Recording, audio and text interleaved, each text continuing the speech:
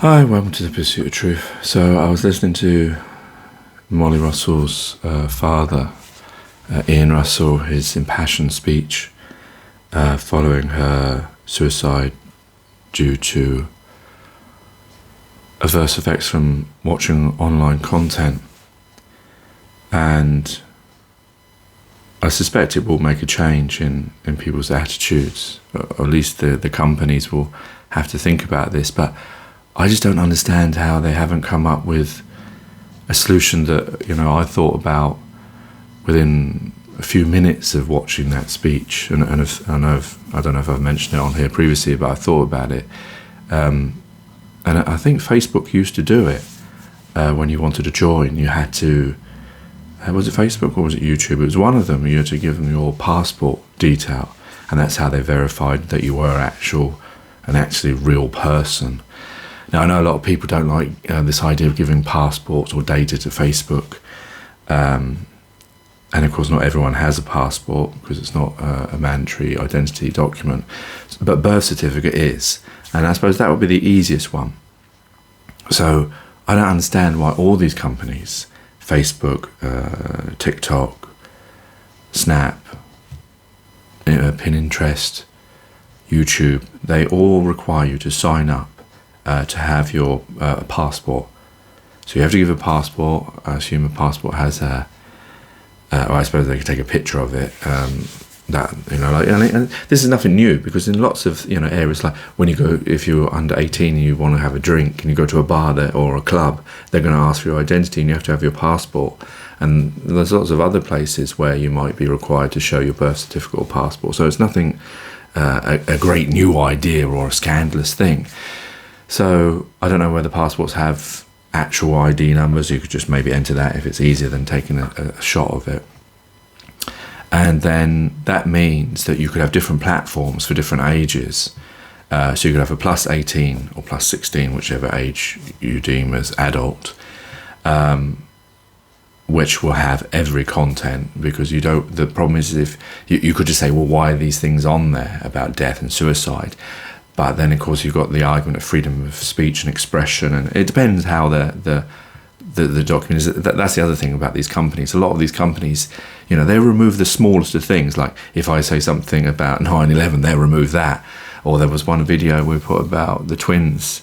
I can't remember what they were doing. They were playing something, and they removed it because they said it violated some policy, and it really didn't.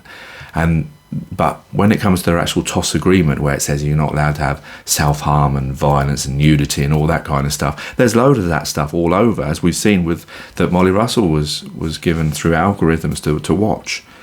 So they don't even follow their own agreements. But from the basis of having a birth certificate plus 18 account, so it will scan, it knows the date of the year now, and it knows your date of birth based on your birth certificate.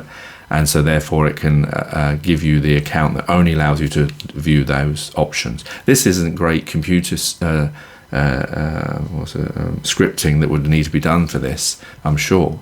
And then you would have maybe one for under teenager age for like baby stuff. And then maybe a teenage one which have a little bit more content. And there you are. You've got 3 different versions of Facebook, YouTube, Snap, TikTok. Yeah, it's going to take a bit of money from the companies, but if they truly care about human beings, if they truly care about the well-being of people, then that's not much money, and I expect it's a lot less than these suits that are probably now going to follow, because this is a landmark case where I believe it's the first time the death has been recorded as due to online content. So this opens the way for more to come from that. So yeah, I just don't understand why Mark Zuckerberg or all these great people in these computer worlds haven't thought about this really easy thing that, in other places you have to provide documents to prove your age. So why shouldn't you have to do it in social media? When we know there's a lot of dangers through paedophiles, through, the content that can be at a young age seen and sway as it did with Molly Russell. So yeah, that's my 2 pence on this, but I just don't know. And I know there'll be a lot of people, maybe even truthers or people, that will say, oh no, I don't want to share my information. But the thing is it would give an identity. It would stop a lot of things. it would stop the anonymity of things, like the trolls and all that kind of stuff. It'd be very easy for the police then to trace people back who are saying racial comments and all that kind of stuff. Maybe it would stop all these things altogether. I know there's stupid people that would still, say things with their name there, but I guess there is an argument over the anonymity part, that some people may want to, whistleblow or have some kind of anonymity that way. But I think maybe these platforms, the only other alternative is that, like they used to be back when I was young, you used to have to be 16 to have a Hotmail account or a Yahoo account, or go on these websites, although they were easy to get around because they also had to confirm you're 18 and you just clicked a button. So they tried to negate responsibility by a button, and that really didn't work, because obviously anyone could just press a button and go on. But yeah, I think this is the argument. Either, I know there's the argument of anonymity, but I suppose with these sites, because they're all about social anyway, you shouldn't expect to be anonymous if you're going to have these kinds of sites. Maybe you could, I suppose the thing is, some of these sites you can view without having a login, like YouTube, and so I guess that would be difficult. But then of course you wouldn't get the algorithm part of it, because it wouldn't know I suppose it might know who you are, because maybe it tracks your computer, and so it knows what to show you.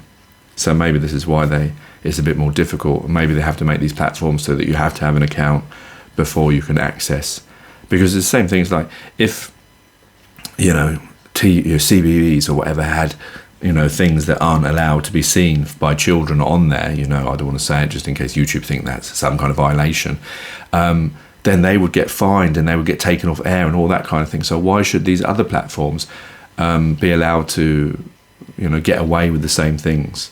They should be treated in the same manner to protect our youths.